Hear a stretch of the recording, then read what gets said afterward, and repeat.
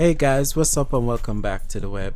So this is for all my Jamaicans out there and persons who really are interested in expanding their horizons as it relates to music. This is a piece from dancehallmag.com.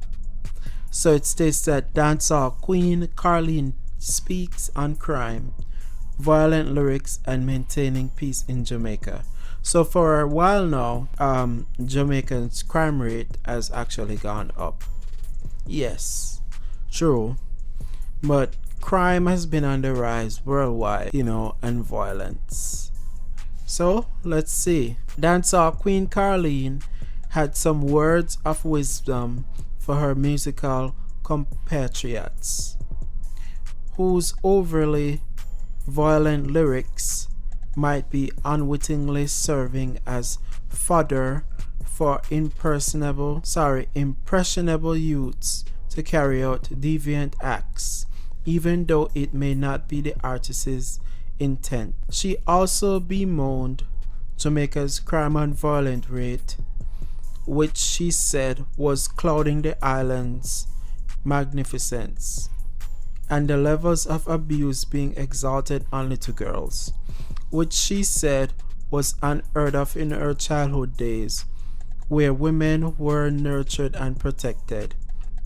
The Butterfly dance creator was speaking during an interview with Jairi Radio recently, when she was asked to weigh in on the issue of Jamaica's crime rate and violence against women. It affects me deeply. I remember growing up in Jamaica, and I would wear little skimpy clothes. If I was that teenager now, I don't know if I would be alive telling this story.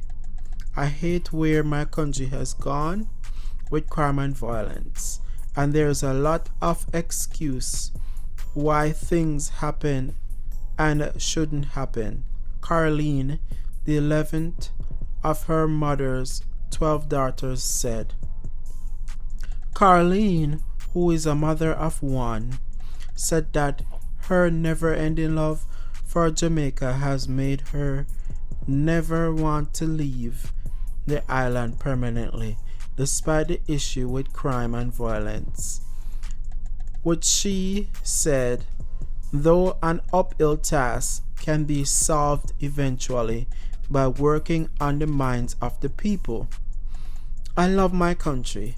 I am the only one for my country that's living in Jamaica. I chose that. That option is my choice. I am obsessed with my country, she explained.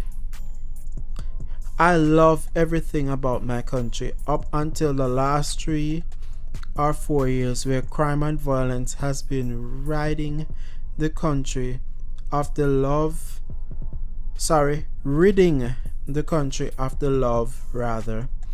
and the beauty that we have here. It affects me deeply.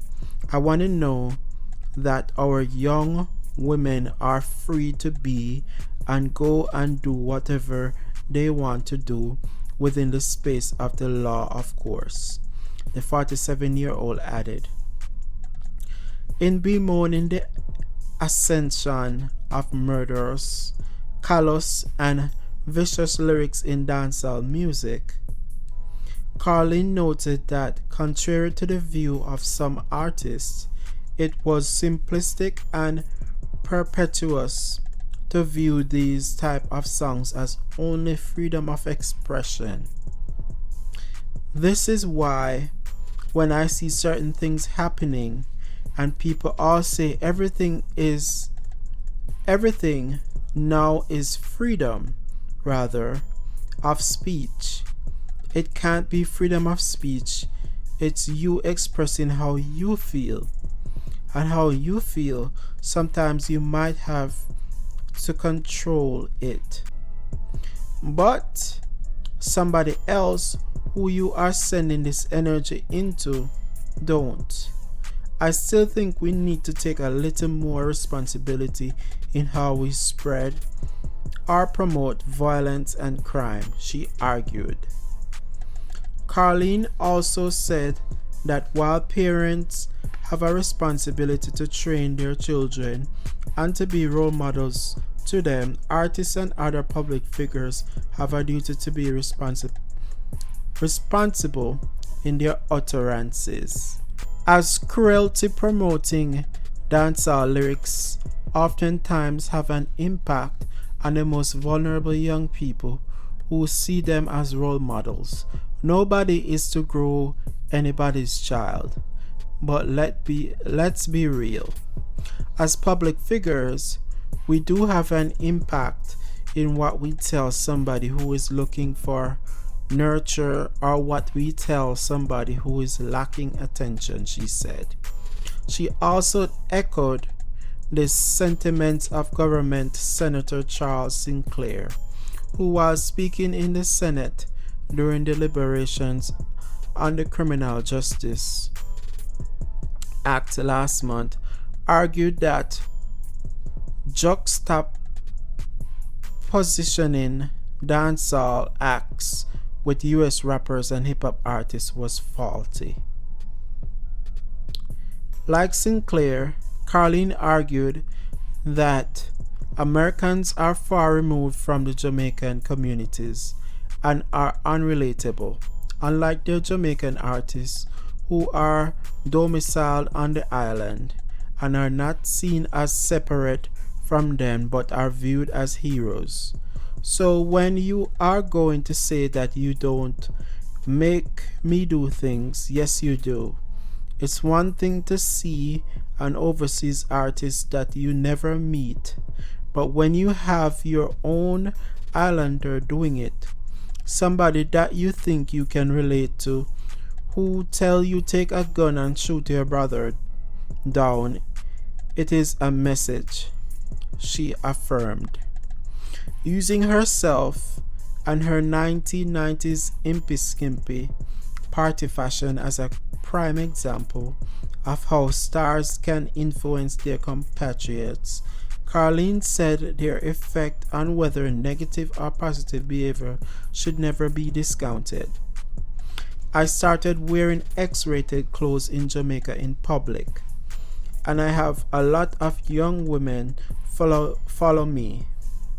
Don't tell me I'm not influential on them, wanting to wear shorts and they might wear, but choose not to.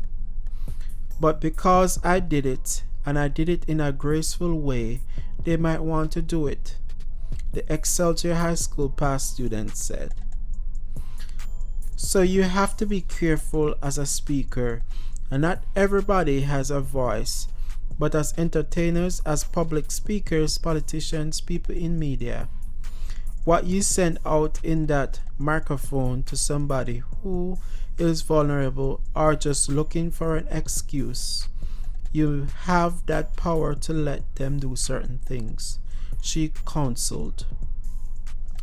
Carlene also said she was cognizant of the fact that most artists had no ill intent behind their raucous lyrics, but cautioned that discernment was necessary, as Jamaica was already grappling with a stomach-turning murder rate.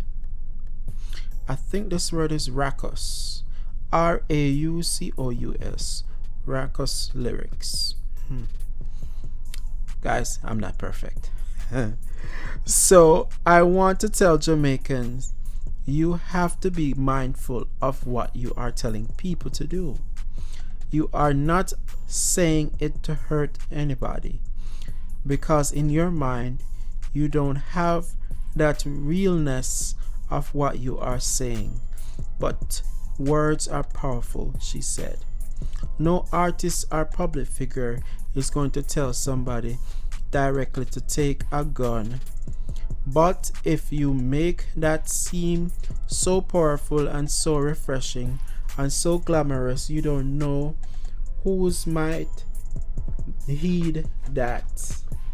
So I'm saying to them, we all have a mind.